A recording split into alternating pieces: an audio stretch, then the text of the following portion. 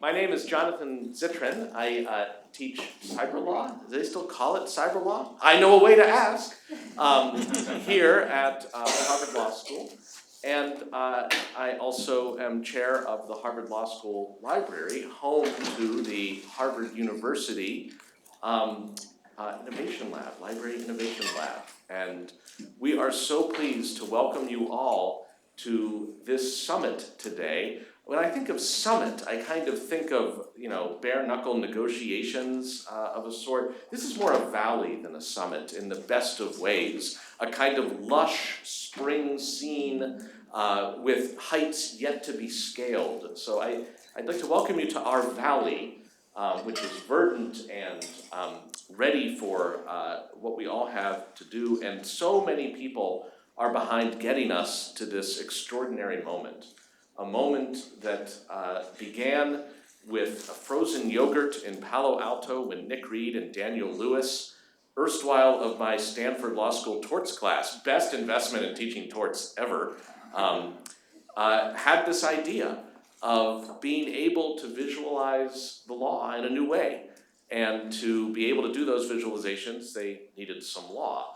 And I was like, well, that's convenient because we have some law in the Harvard depository, 44,000 volumes of it, and it's just sort of waiting for Armageddon. And let's not bring that any sooner, but let's make additional use of it.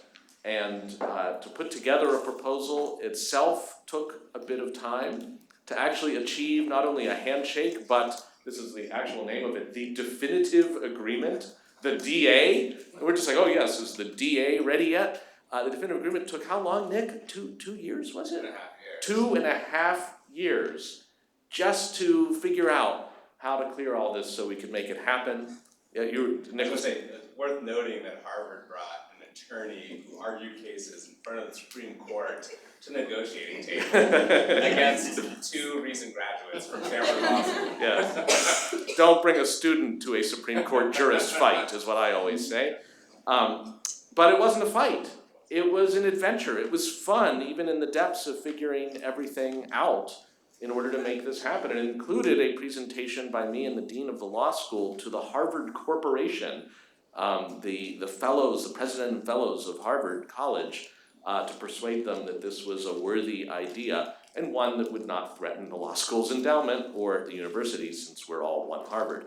And we were able to make that happen, and then we actually had to deliver on the promise of the agreement, which was to fetch 44 million pages of the 44,000 volumes and digitize and scan them all. And our incredible library staff was able to set that up, get that going. That took 3 years, was it? 2.5?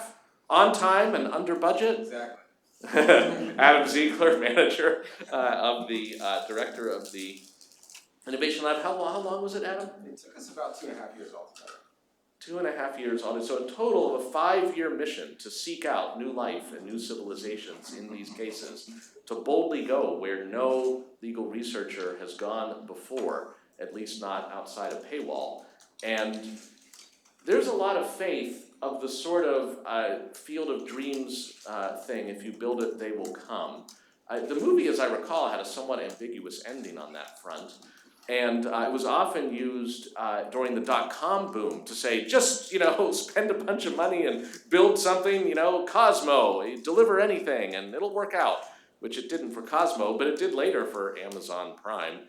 And we had to have the same faith that going to all this trouble to scan everything, to make it available, to negotiate what we needed to negotiate would result in some use, and not just a duplicative use of, great, now it's cheaper or it's even free to do the kinds of searches you're used to from the existing ways to do those searches, but entirely new ways of making use of the data. And there were a number of times when we were just sort of waving the flag of the if we build it, they will come variety, saying, yeah, people are going to make use of this database. And I wasn't so sure of that until essentially today. And to see the work that's gone into the presentations that we're going to hear for the course of the day, all of the applications by people to make use of the data, and the way in which our new partners, Ravel having been acquired by LexisNexis, Reed Elsevier. And often, I think it's fair to say in library circles, if you say LexisNexis, Reed Elsevier, there is not always exultations of joy that follow with that invocation, just because of the traditional structural, sometimes, discontinuities between the ethos of a library saying, make it all available, and the necessities of a business to say, we went to the trouble to make this, we can't just make it all available. And I must say, since the time of that acquisition, the opportunities we've had to work with a LexisNexis have been fantastic. And a lot of what's making progress today is thanks to that relationship. Jeff Pfeiffer is here from LexisNexis. I encourage you to talk to him and hear what they're up to. And this has just been something that has been made possible as a through line, not just from Nick and Daniel getting things going, but for LexisNexis receiving the torch and thinking in a very new way about how to make all this possible and make available all the things you're going to hear about today. I confess I am not that excited about the term legal informatics. It has a kind of 1940s sound to it, like cybernetics. And it has a somewhat like, if you're not into it, you're like, that sounds complicated. And part of what we've been so thrilled at to see the uptake just in the past couple days of the Ngrams tool, which is also a terrible name, but the uptake of it has been, you can glide over the surface of the pond. You can check this stuff out just by running a few searches and seeing what happens. And to see on Twitter threads starting with people looking at, it's Chevron deference and our deference, which I confess, I am but a professor of international, I had never heard of our deference. But now I have, and to see the comparison of those running, it's great to see truly accessibility, not just in the sense of, it's there if you want it, but accessibility in an invitation to people of all sorts of training and skills and curiosities to be able to explore this data at different layers of complication and sophistication. And of course, in this room today, we have a bunch of people who are on the more sophisticated side. And again, that's why I'm so excited to see what we have going. So before I turn this over to Jack Cushman, I just want to also thank the folks in the Library Innovation Lab who made it possible. Now, that is essentially all of them, but there were a few specifically who devoted a ton of time to getting all of this and bringing it to fruition. So Jack Cushman, and not least among them. Jack, tell us what you did. Not in, of course, excruciating detail, just generally. I'll tell them when I get up there. All right. That's called a pass and to a cold call, and I'll allow it this time. Anastasia, are you here? Where's Anastasia? She's traveling. She's in Russia. So that's another pass. Andy Silva, Certainly. tell us what you did. I developed the technical infrastructure for the digitization process and worked on trying to come up with some file formats and things like that, and the data storage architecture, the early data storage architecture. And since we've completed the project, I've been working on our data management system and making tools for people to use to access the data. And have we been /dotted yet? Yep.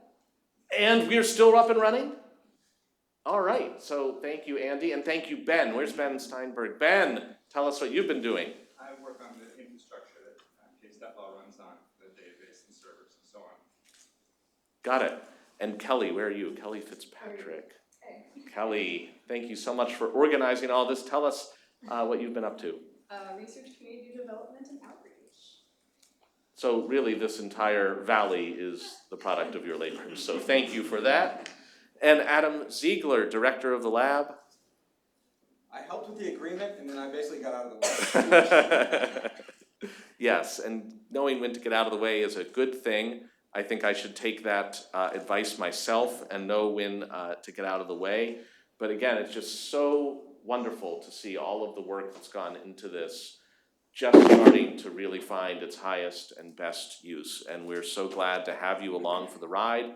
And as you're doing your work and looking to publish and looking to share, please let us know if there are resources we could be helpful with as you're meaning to do that. We're all in this together. And again, just so thrilled to be here and to hear what's up. And now I will get out of the way and turn it over to Jack Cushman for some exciting logistics. Again, welcome.